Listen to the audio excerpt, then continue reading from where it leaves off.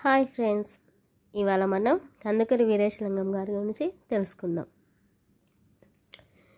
ఈయన కాలం వచ్చేసి 1848 to 1919. ఈయన జన్మించింది 1848 ఏప్రిల్ 16న రాజమండ్రిలో జన్మించారు. ఈయన తల్లిగారి పేరు పున్నమ్మ. ఈయన తండ్రి పేరు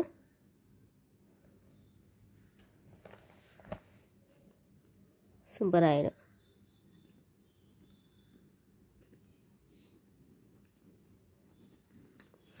ఈయన తల్లి పేరు పున్నమ్మ, తండ్రి పేరు సుబ్బరాయుడు. తర్వాత కందుకూరి వీరేశలింగం గారు బిరుదులు 3 బిరుదులు ఉంటాయి. 1 గద్య తిక్కన, 2 రావ్ బహదూర్. ఈ రావ్ బహదూర్ అనే బిరుదుని కందుకూరి వీరేశలింగంకి 1893లో బ్రిటిష్ గవర్నమెంట్ ఇచ్చింది. ఎప్పుడు 1893లో. ఈయన్ని దక్షిణ భారతదేశ ఈశ్వరచంద్ర విద్యాసాగరుడు అని కూడా అంటారు. ఈయనని దక్షిణ భారతదేశ ఈశ్వరచంద్ర విద్యాసాగరుడు అని కూడా అంటారు.